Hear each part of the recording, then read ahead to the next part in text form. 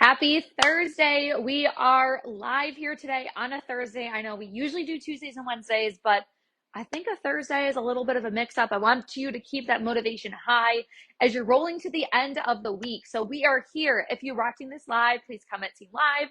If you're watching this replay, please comment Team Replay. It is absolutely beautiful outside here today. It is like 84, I think my car said. Beautifully sunny, only like 27% humidity, so like not even disgusting. I've gone out on a couple walks today. I'm trying to soak up all of the vitamin D that I can.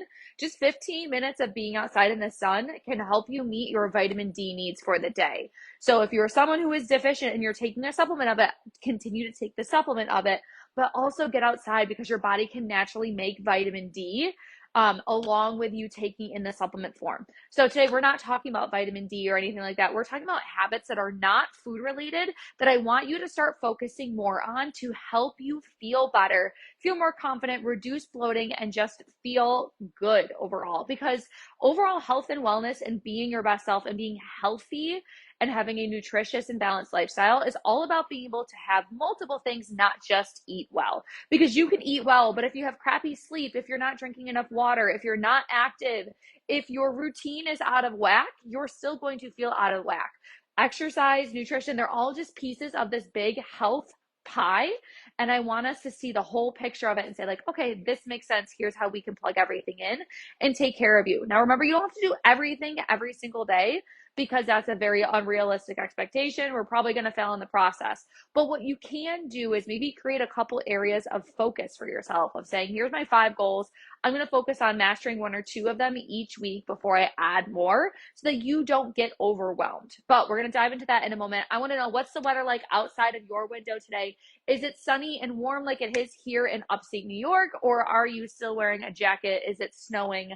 I want to know. Let us know down below. So the 4 things that I want you to start thinking about that are beyond nutrition, because we talk about health and nutrition here all the time, but I want to make sure we're taking care of the whole you, the 4 things that we were talking about. Number 1 is going to be sleep and recovery. This is something that is so underutilized and underdone, I guess you could say, as we get older. We tend to stay up later as we get older. We have to get up earlier because we have to go to work.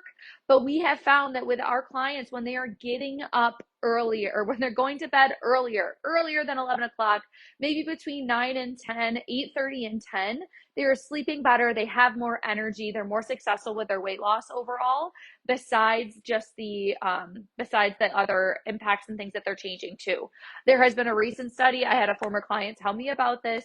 8 hours in bed, no matter if you're sleeping or awake, has been shown to be a predictor for weight loss and maintaining that weight loss. So if you're able to be in bed or sleep for 8 hours each night, I want you to do that.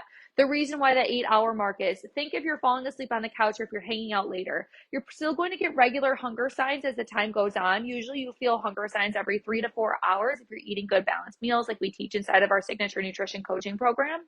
If you're having those good balanced meals, you're going to feel hungry. So the later that you're staying up, you're going to get hunger signs. You might say, okay, I need to have something, or I'm starting to feel really ravenous. At that point, many people go and overeat. They might have an overabundance of carbs, a big bowl of cereal, whatever it is, a bowl of ice cream because they're hungry.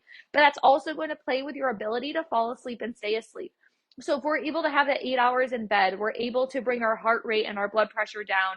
We're able to let our brains and our muscles and our bodies restore and relax so that you feel good again, that you're ready to go for the next day. If you are constantly going and you're getting little to no sleep at all, your body is in an inflamed state, you have more inflammation, your cortisol levels are elevated, you're going to feel it. You're going to feel that stress on your body. You're going to see the bloating. You're going to see the fluid retention. You're going to see the water gain. And you're going to feel that lack of movement as far as in the scale. So getting the 8 hours in bed is a priority, and I want you to start thinking about it.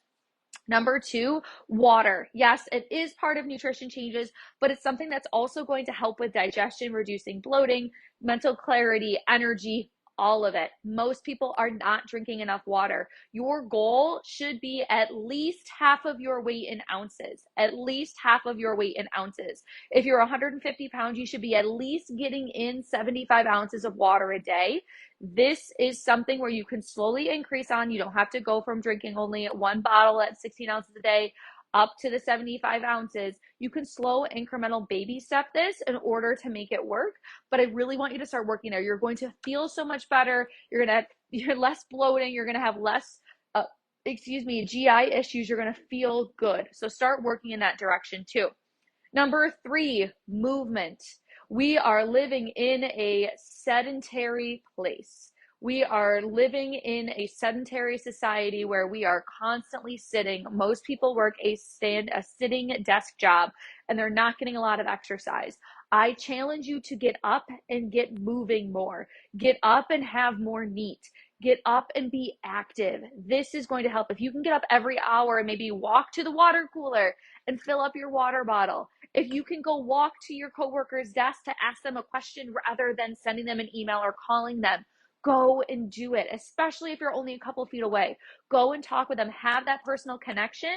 If you're someone who's working from home, take your lunch hour. Do not sit at your desk and work. I want you to get up and move on your lunch hour. Eat your lunch. Go walk around the block for 10 minutes or so that you can get some activity in too. It's going to help with digestion, overall calorie burn. It's going to help with weight loss, and it's also going to help improve sleep. You're having that increase in your heart rate and in your breathing rate and blood pressure levels.